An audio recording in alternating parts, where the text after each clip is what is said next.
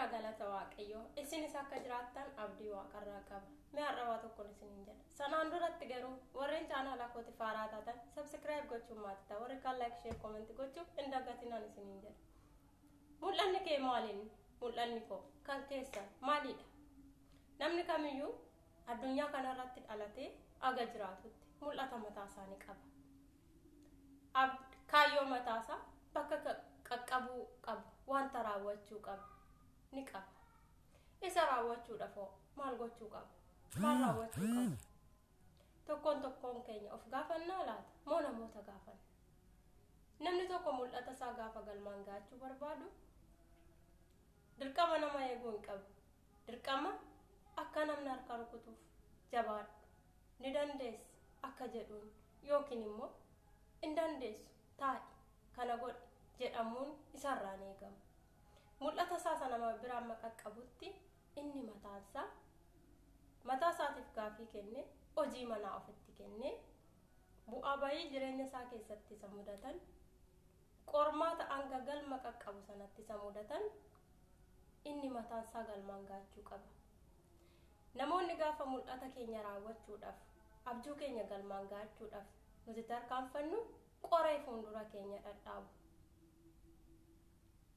Qoreen sun nu waraanee akka nuti duubatti deebinuuf qoreewwan summiiwwan garaagaraa fuuldura keenyatti tufu.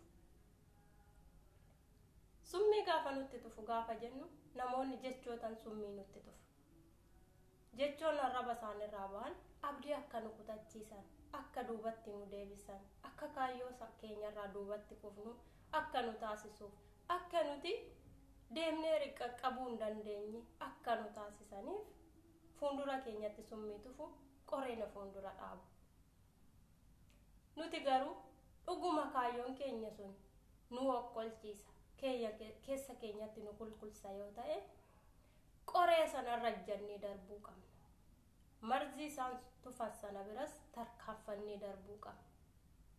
Warreeta qoree nu fuuldura dhaabanii fi marzii nu fuulduratti tufan sana qoree sana fuuldura dhaabuudhaan osoo hin ta'in kan isaan hin deebifnu abjuu keenya galmaan geenyee isaaniif deebisuu qabna.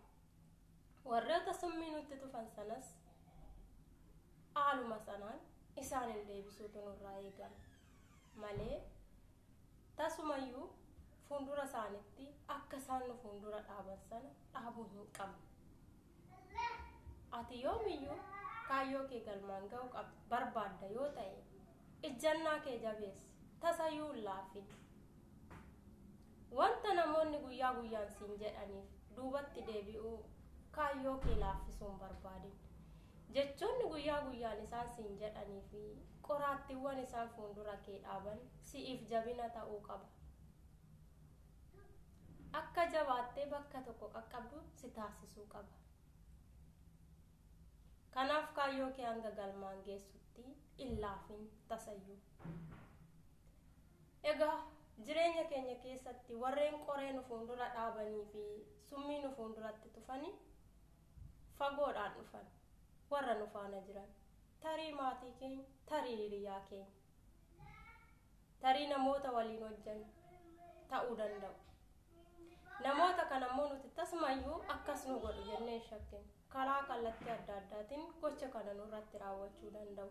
Nuti namni sun waan faana jiraata akkamiin shakkuu dandeenya? Shakkuu waan hin dandeenyeef namoota biraa ta'anii nutti mul'achuu danda'u.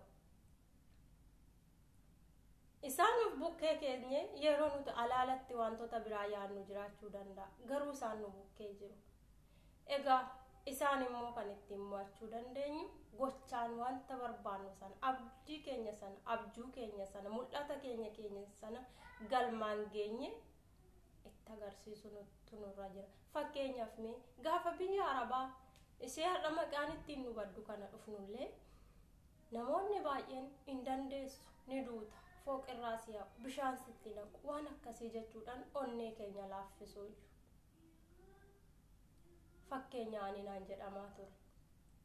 Garuu ni dandeenya bakkee hundatti kan nu eegu Waaqayyoodha. Waaqayyoon dabarsee nu laatu har'as isatti of kennineera. Biyya keenyatti soo jiraanne ni duuna, biyya ambaatti soo jiraanne ni duuna jennetti of amansiifnee baane.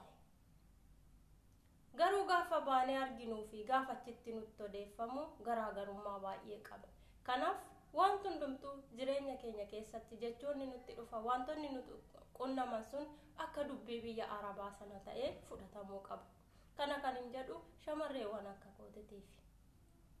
Wanta karoorsiteef wanta hojjechuu barbaadde mul'ata kee gaafa galmaan ga'uu dandeesse baay'istee namaan hin mari'atin, baay'istee namatti keessa kee ibsachuu yaalin, qophaa kee tarkaanfadhu.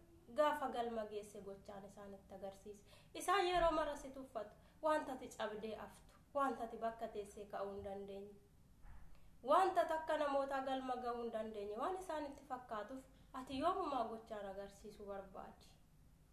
Wanta isaan kaleessa siin jedhan sirratti dubbatan sirratti haasa'an sana hundumayyuu gochaan itti agarsiisi. Waaqayyoon kee kadhadhu. Kanaan ala isaaniif tasayyuu hammeenya yaadiniif.